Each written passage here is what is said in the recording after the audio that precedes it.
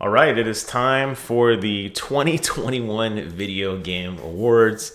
Today's video is going to be me going through all of the nominations. Well, maybe not all of them, because the last couple of years there's been some really bizarre categories. But we'll run through all of the nominations. You could see who I vote for. We could talk a little bit about it. What is Video Game Awards? Video Game Awards recognizes and upholds creative and technical excellence across the global video game industry. Jeff Keighley, who I believe right here, there he is, the man, the myth, the legend.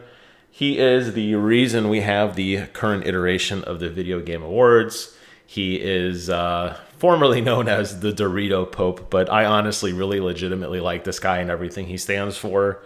During the cancellations of E3 in 2020 and earlier this year, 2021, before we knew E3 was actually going to make a triumphant return, Jeff Keighley took it upon himself and many others to try to create some hype during a Summer Games Fest. And he has always been an advocate for video gaming.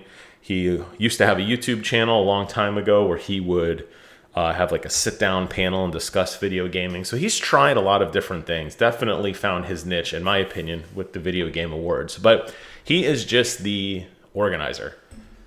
Most of the actual advisory board is famous people and presidents or CEOs or whatevers of major companies. You'll recognize, if maybe not necessarily the individual photos here, a lot of the people and the companies they represent. You have buy-in from Xbox and Nintendo, Epic Games, Sony's there, Rockstar. These are very famous companies.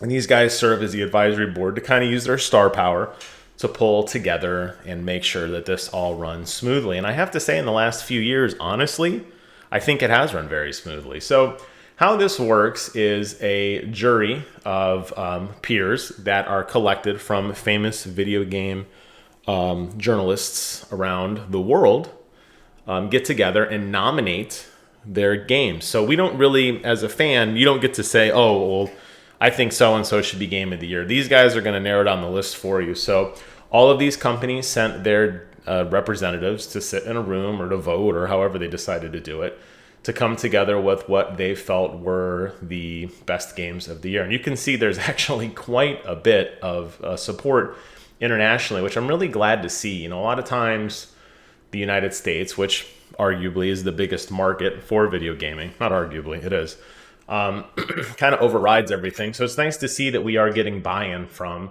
other countries. And I think that's cool. And I think that really does solidify, at least in my opinion, you know, what the Video Game Awards stand for. So how it works is these people have put together their list of games that they nominate, and then we as fans get to go on and vote. The jury also gets to vote, and the final score is a composite of what the jury feels and what the people feel. It's tied into your social media accounts. I'm sure you can make thousands of throwaways and continue to vote over and over. I only vote once, so I am signed in here on my Twitter profile. There I am standing next to the Master Chief. And I figured we should vote together and look through them. So I'm not going to go, like I said, through every category. There's just far too many. Game of the Year. I have to say that this is a pretty good list. I am very disappointed Forza did not make it. I am disappointed Returnal did not make it, although I don't think Returnal deserves to be Game of the Year. Off of this list, the game that did it most for me, without a doubt, is Deathloop. As much as I love Metroid Dread, and I'm so glad to see the 2D side-scrolling return to form, as much fun as I had playing It Takes Two with Matt, I'm not a big fan of Psychonauts, so I didn't even play that. As much as I love Resident Evil Village, and as much as I love Ratchet and Clank, Deathloop to me was the coolest creative design for any game I've played in a long time. And you know I'm an arcade super fan, so they get my vote. So yay, I got a badge. This is great.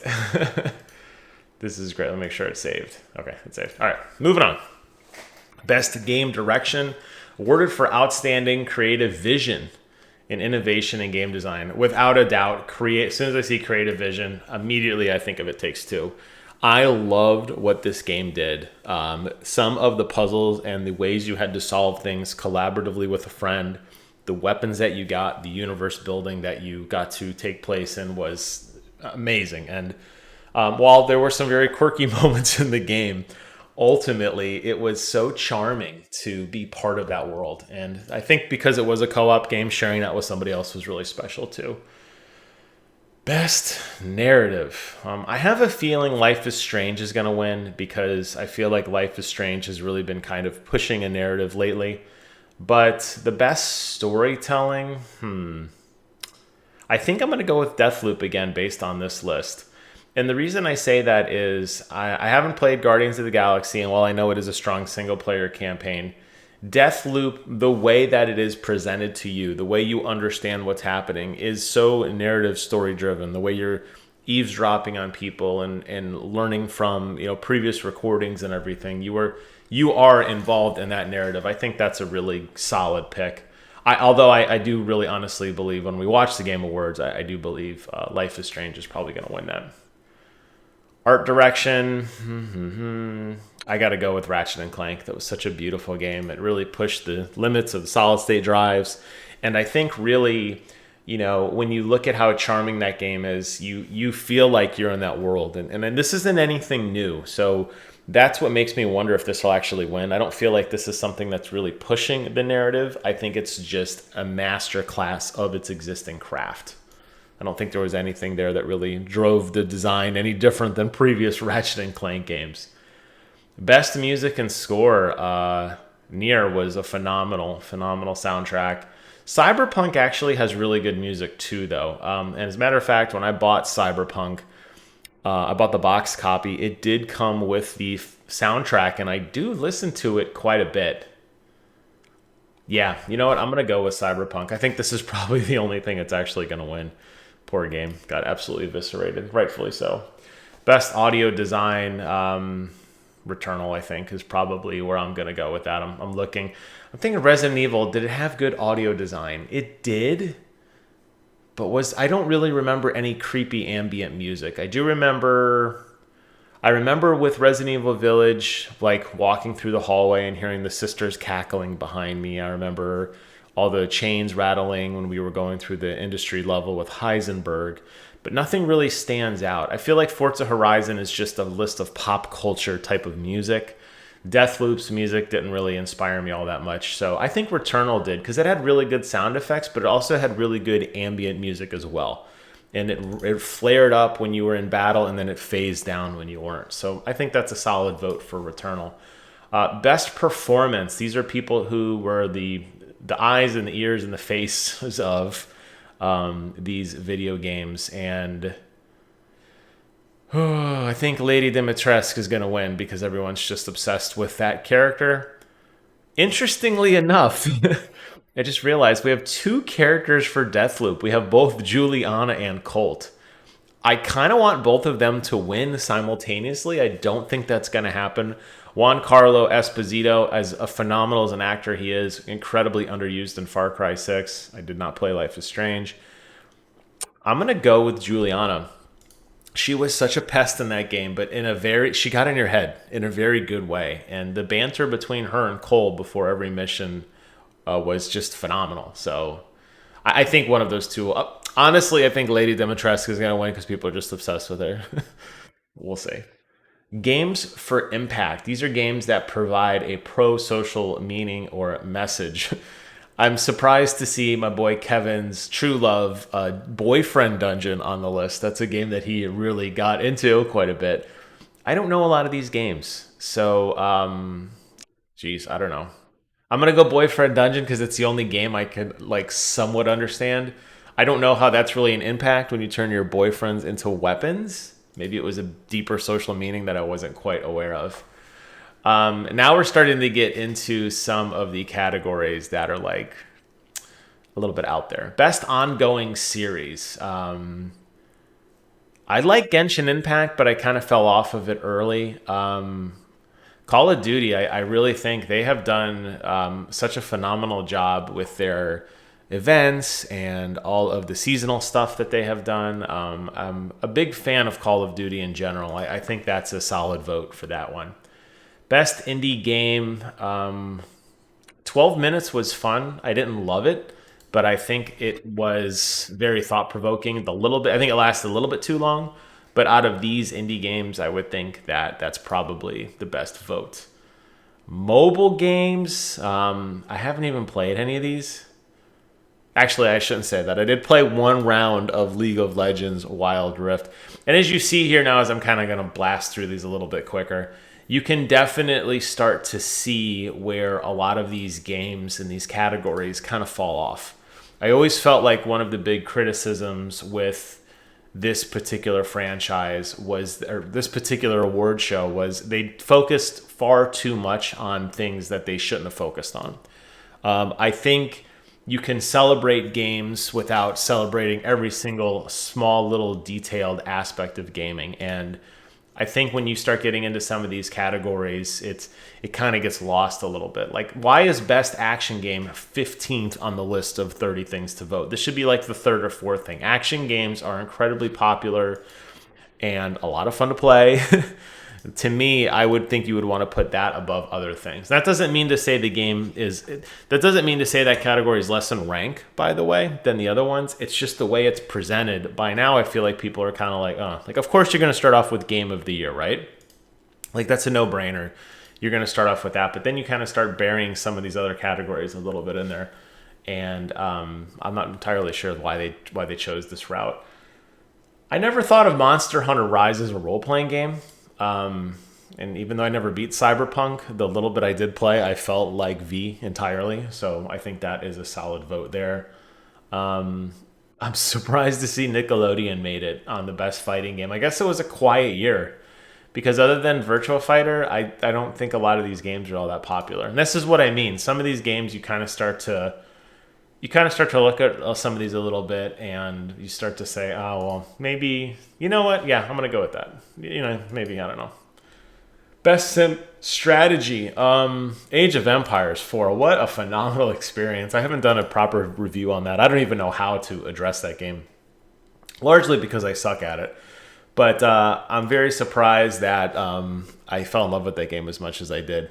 Another weird category here, racing and sports, which don't really seem to jive. I mean, you have a Formula One racing game, a soccer game, a couple racing games, and then Riders Republic, which unfortunately is going to be sent out here to die. There is no way Riders Republic is going to beat Forza Horizon for any type of category there at all.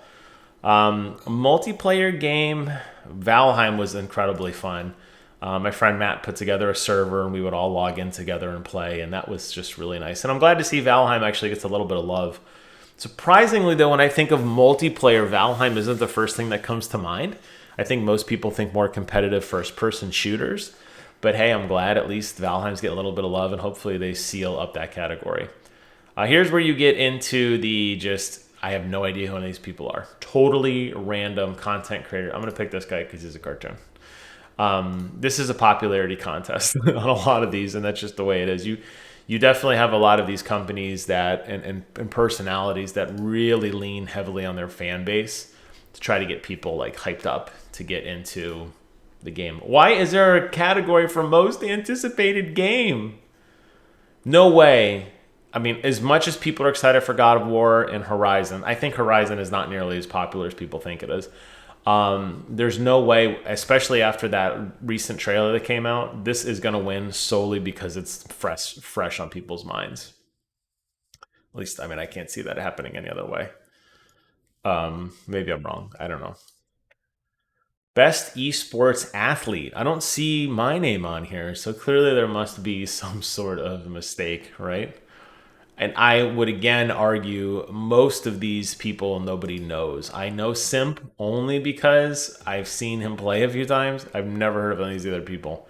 And it's hard too when you have people who are rated against games that are less popular. So you might have like the world's nicest, the most honest StarCraft 2 competitive player, but nobody's going to look at him or know who he is, you know? Like best esports team. Like what the hell is this? Oh, Team Spirit. I don't even know what these guys are. That's what I mean. I think we got 2 categories left. Best coach. Again, like how do you rate this guy? Vote for, is that Blade? Andre, you get my vote, buddy. That's what I mean. It's dumb. And best event, of course, Halo Championship. Halo Championship Series isn't on here? Get out of here. All right, so there you have it. All 30 votes have been cast.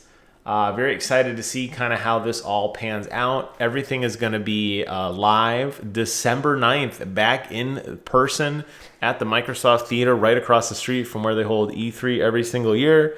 I have been to the Microsoft Theater many, many times. I have a lot of feels there, a lot of nostalgic memories and excitement to see people back together in a physical building together, cheering, applauding. And while some of these awards are dopey, I will always give credit to Jeff Keighley for pushing this narrative and continuing to make video gaming relevant.